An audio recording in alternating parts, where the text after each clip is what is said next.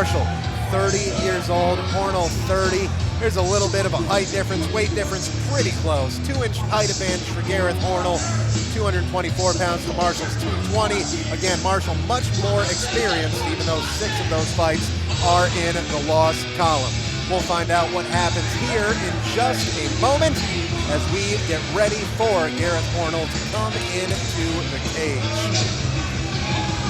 These are both big men.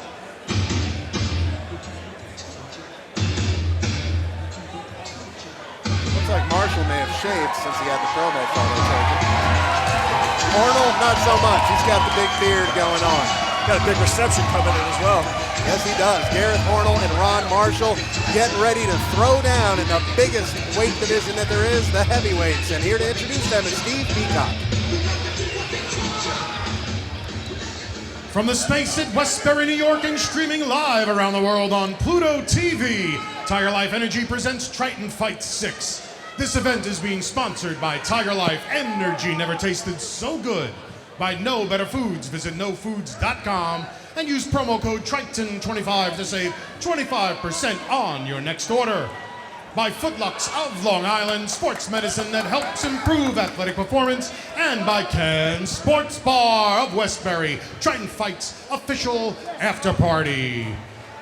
First up, we have for you a 30-year-old who stands at 6'1" and weighs 220 pounds. He has a 2-6 record and represents Andriachi MMA and hails from Hampton, New Hampshire. Out of the blue corner, Ron Snakebite Marshall.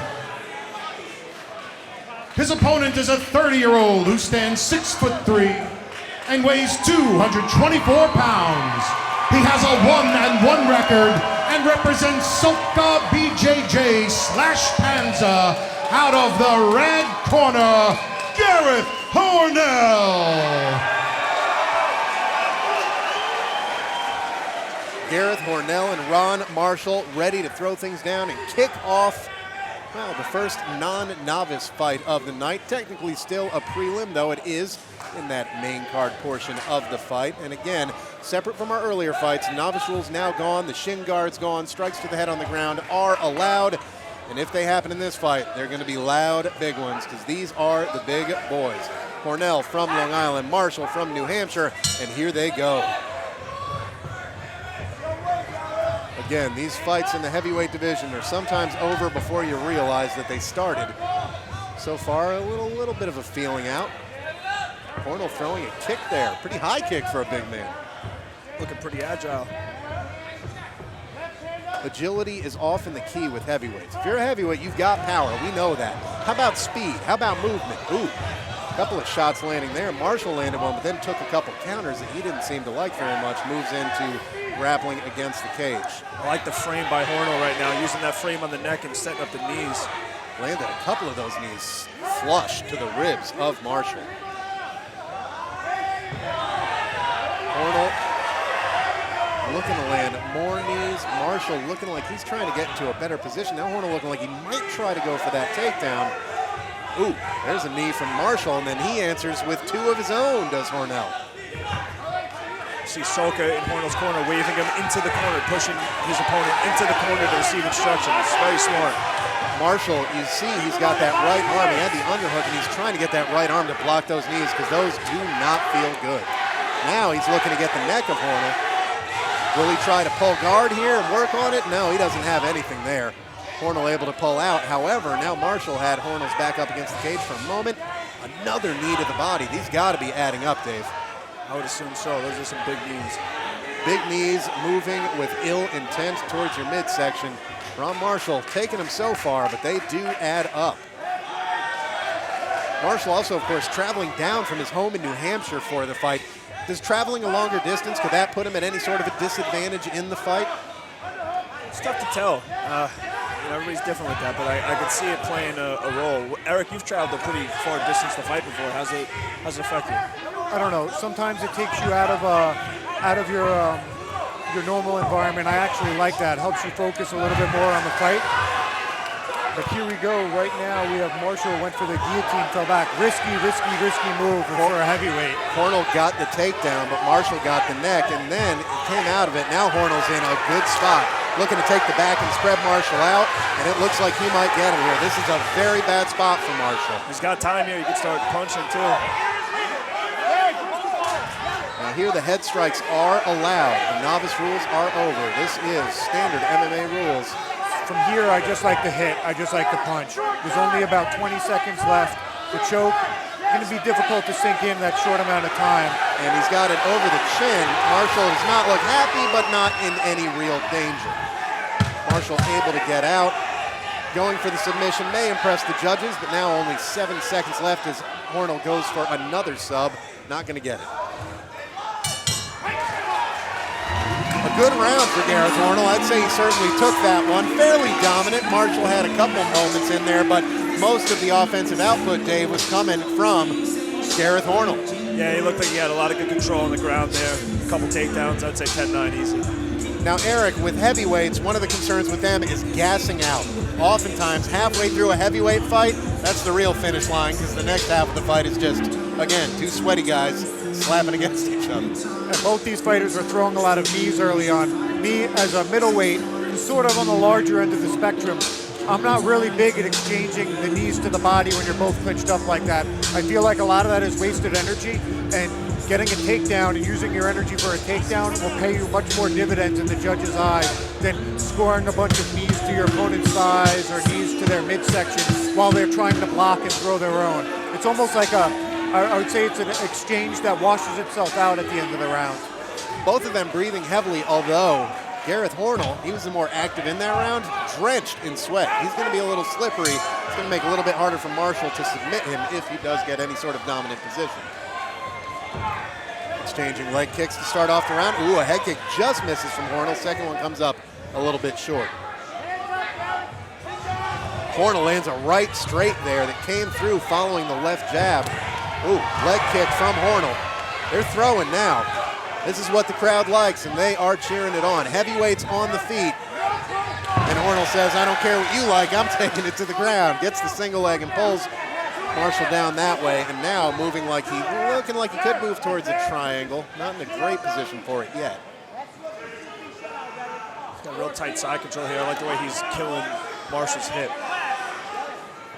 He's also keeping real good shoulder pressure and making sure that Marshall can't really get his head out and look around to see what's going on.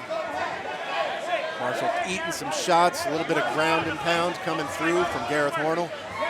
Hoernel, you see, Marshall had his leg in position to prevent just this from happening. Then he moves the leg, Hoernel senses it, and moves into full mount.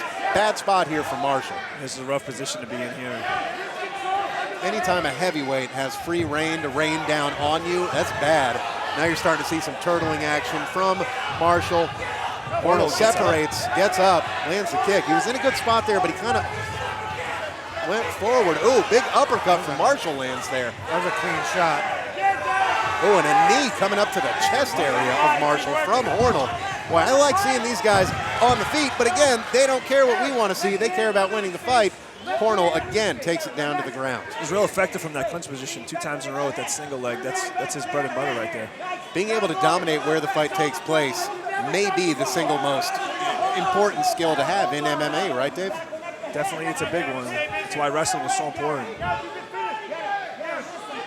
Hoernel now looking to maybe work on that left arm. He's got, no, he's moving into full mount.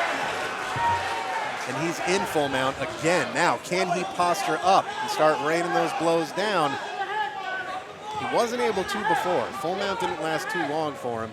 If he's going to posture up and throw strikes, he's going to have to get that. And as I say, he's getting his mount high, and now he transitions to the back. Transitions to the back. He's got one hook in. Second one just outside. Now riding up high. Marshall, the hands on the ground to avoid those strikes. Now Marshall with a single leg on Hoernel. Looking for the whip takedown, doesn't get it. Hoernel's showing good balance for a big guy right there. Goes all the way across, ends up in, again, a good position, a bit of a half headlock. Now Marshall landing a knee. 10 seconds left in round 2. Now they're looking a little tired, but they're both still putting some output out there. It's a high-paced fight for heavyweights, though. High-paced, and hey, they're ready to go, man. Both of them throwing strikes as the bell rang. Hoernel probably at this point, I would have to say, up 2 rounds to none. Again, though, heavyweights, you can be up 2 rounds and 90% of the third to 1, and it won't matter if the right strike lands. Marshall landed a couple clean strikes in that round.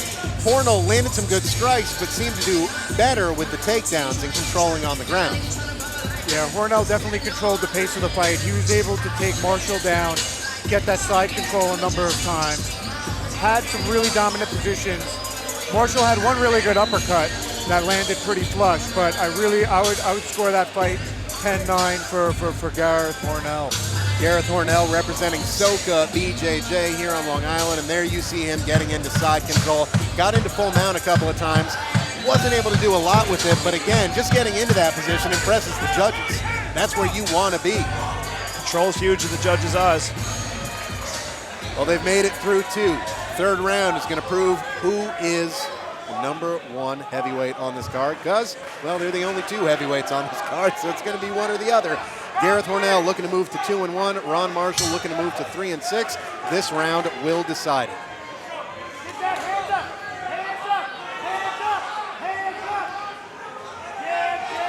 Marshall, you would think, wants to keep this on the feet. He's had a little bit more success there, but boy, those body shots landing, left leg body shots coming from Gareth Hoernel.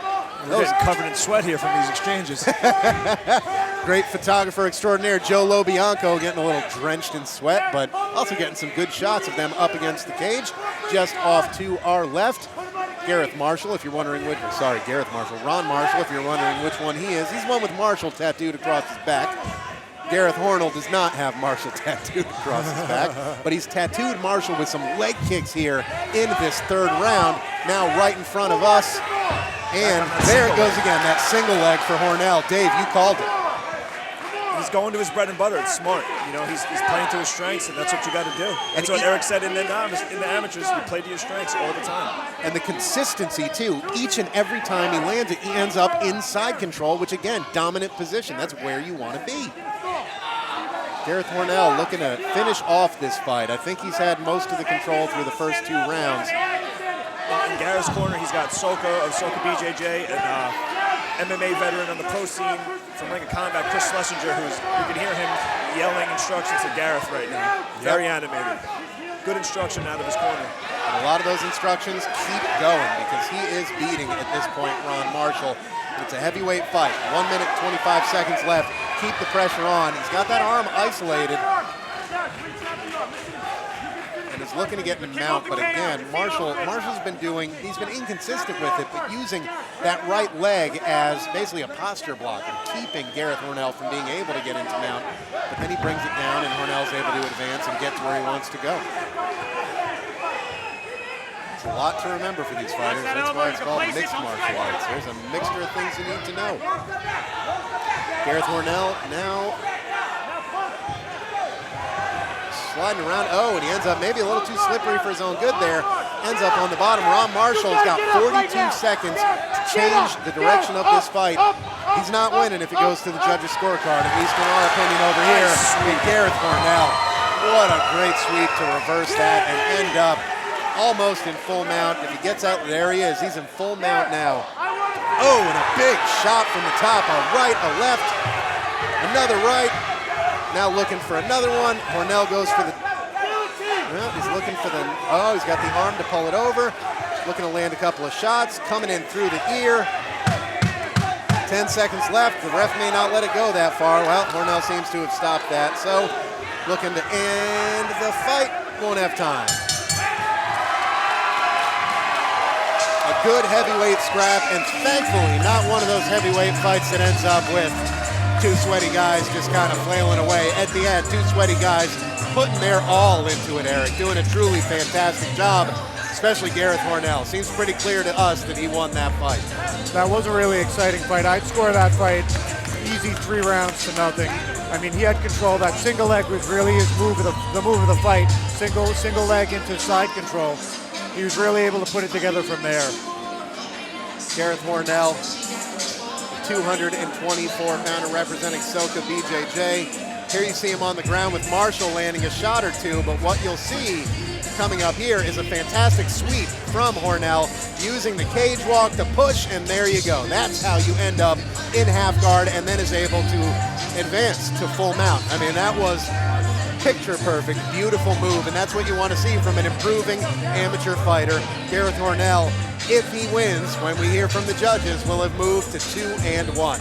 But really, Ron Marshall put a good effort forward, just had trouble dealing with the takedowns of Hoernel. That was the big difference in this fight.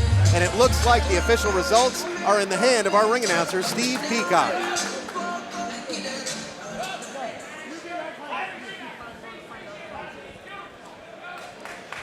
After 3 rounds, we go to the judges' scorecards. Judge A scored 30-27. Judge B, 30-27. Judge C, 30-27. And the winner by unanimous decision came out of the red corner, Gareth Hoernel.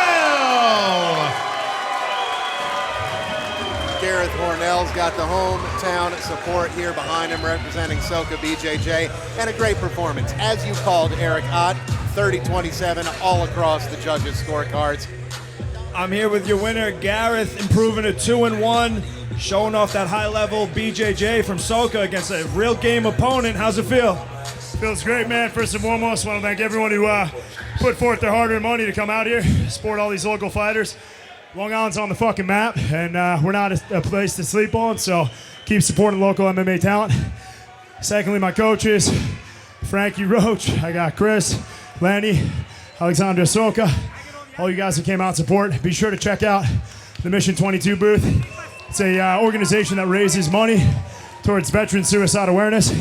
Great fucking cause. Support those who preserve our ability to do this on a fine Saturday night here in New York. That's all I got. Thank you, guys. Congratulations, Gareth. Excellent showing.